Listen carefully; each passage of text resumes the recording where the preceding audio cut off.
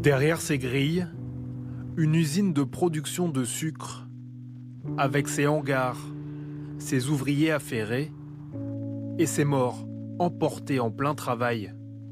3 en 7 ans. Le dernier s'appelait Quentin, il avait 21 ans. Il était cordiste. Son métier, comme sur ces images tournées dans une autre usine, allait nettoyer en rappel les résidus accrochés aux parois des silos. Éric Louis était son collègue. Il était présent le jour de l'accident, alors que Quentin était en train de travailler dans un silo. À ce moment-là, il y a quelqu'un qui ouvre une trappe, mais de manière inopinée en fait, sans savoir s'il y a quelqu'un, s'il n'y a pas quelqu'un. Et Quentin, il est aspiré tout de suite, la matière étant très fluide. Ça fait un gigantesque sablier. Le sol s'est dérobé sous ses pieds et il s'est retrouvé très très vite pris dans cette matière sans pouvoir faire quoi que ce soit pour s'en sortir. Pour Éric Louis, Quentin était un professionnel exemplaire qui aurait été poussé à prendre des risques par son employeur. Selon lui, il n'aurait jamais dû se trouver dans ce silo aux 2 tiers plein. C'était pas un cascadeur, c'était pas quelqu'un qui faisait n'importe quoi. C'était vraiment quelqu'un qui était courageux, qui était travailleur et qui respectait les consignes qu'on lui donnait. Là-dessus, il n'y a aucun problème. Quentin est victime de cette... comment expliquer ça, de cette course à l'économie qui fait que ce qui prime, c'est la production, c'est la productivité. Et puis les bonhommes, en gros, on s'en fout, ils sont là pour bosser. En France, en 2016, 514 travailleurs sont morts. La partie émergée de l'iceberg, car plus de 600 000 personnes sont victimes d'accidents de travail chaque année. Une hécatombe silencieuse que certains sont bien décidés à dénoncer. Mathieu Lépine est professeur d'histoire, mais chaque jour, le soir venu, il se transforme en enquêteur. Sur Internet, il tente de recenser tous les incidents graves de travail. Quand je veux trouver des informations, je vais directement sur Google, je tape accident du travail. Ensuite, je vais dans l'actualité.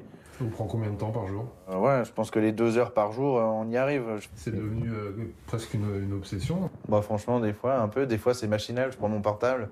Le premier truc que je fais sur mon portable, c'est accident du travail. Le résultat de ses recherches, il le publie sur Twitter, avec chaque semaine un bilan macabre qui concerne pour moitié des ouvriers du BTP. On voit là que la semaine dernière, dans mon recensement, qui est encore une fois en deçà de la réalité, on avait 7 personnes décédées et qu'on voit qui sont ces personnes. On a des ouvriers, on a un bûcheron, un agriculteur. Ce travail de fourmi, Mathieu Lépine l'a débuté après être tombé par hasard sur cette petite phrase d'Emmanuel Macron, alors ministre de l'économie. Et la réalité de la vie d'un entrepreneur, c'est que c'est quelqu'un qui prend tous les risques, dont le travail ne s'arrête pas le soir, ni le week-end, parce que c'est sa vie. Cette déclaration choque le professeur d'histoire, convaincu que ce sont les salariés de base qui prennent le plus de risques, notamment pour leur intégrité physique. Entendre cette phrase-là et ensuite taper risque travail, risque salarié, etc.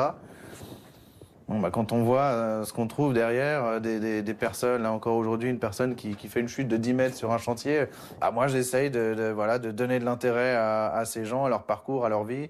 J'essaye de donner de l'intérêt à tous les accidentés du travail. Des drames silencieux qui en plus sont souvent très mal indemnisés, au point que selon cet avocat spécialisé, mieux vaut mentir au moment de déclarer son accident. Surtout ne dites pas que vous avez un accident du travail. Dites que vous vous êtes fait agresser ou que vous avez eu un accident de voiture. Comme ça, vous êtes sûr que vous serez bien indemnisé. C'est-à-dire que c'est de la caricature, évidemment, je suis dans la provoque, mais c'est exactement ça. C'est-à-dire qu'aujourd'hui, la pire des choses que vous puissiez dire, c'est de dire, voilà, il m'est arrivé un accident au travail, vous ne serez indemnisé que du tiers de vos préjudices. Cette difficulté à se faire indemniser, c'est ce que vit Anne-Marie Martins au quotidien. Il y a 5 ans, cette ancienne gardienne d'immeuble a trébuché alors qu'elle nettoyait le sol. Les ligaments de son épaule droite ont cédé. Vous voyez, la rupture, elle est là. Et puis voilà, tout le blanc, voilà, lorsque c'est en blanc, une image radiologique, c'est qu'il y a quelque chose qui ne va pas. Et là, il y a beaucoup de blanc. Ah, il y a beaucoup de blanc. Un accident brutal, comme un coup de grâce, après plus de 30 ans à répéter les mêmes gestes qui l'ont abîmé irrémédiablement. C'est à l'usure, quoi. C'est à l'usure, donc on use les tendons, et voilà, donc après, donc la chute, évidemment, elle a fini, donc elle a fait le craquement, donc elle a fait la rupture, mais il n'y avait pas que la chute, parce que des chutes, il y en a eu d'autres. Bon, celle-ci, évidemment, parce que ça faisait très longtemps que j'avais mal. Mais comme me dit le chirurgien, en plus, voilà, vous êtes allé vraiment jusqu'à la fin, parce que voilà, on a toujours, je sais pas, peur de s'arrêter, ou, enfin voilà, quand on aime le travail, voilà, et puis bon, on a tort finalement, hein, puisqu'on y laisse la santé. Malgré 3 opérations chirurgicales, Anne-Marie Martins est déclarée en incapacité permanente à 20%. Aujourd'hui, le moindre mouvement est devenu un calvaire. Et donc le bras droit, par exemple, là, vous ne pouvez pas le tendre, en fait. Si, je vais le tendre, mais c'est-à-dire, voilà, si je fais un premier geste, oui. Après, si je fais trop de gestes répétitifs, et surtout rotatifs aussi, là, il fatigue, parce qu'en fait, voilà, il devient lourd, donc c'est comme si je n'avais plus de force, quoi. Et puis la main devient froide. Voilà. C'est pas rien. C'est pas rien. Il y a 5 ans, quand elle travaillait encore, Anne-Marie Martins cumulait plusieurs petits contrats pour différents employeurs. Elle n'est aujourd'hui indemnisée que pour celui qui lui a valu son accident, sa pension d'invalidité est famélique. 463 donc par trimestre.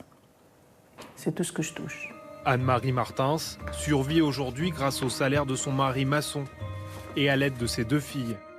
La colère contre le système qui l'a détruite, puis abandonnée, ne la quitte plus. C'est une double peine, oui. De se dire, tu es victime et finalement, tu es sanctionné. Donc moi, je trouve que les victimes ne doivent pas être sanctionnées. J'ai des moments où je me dis,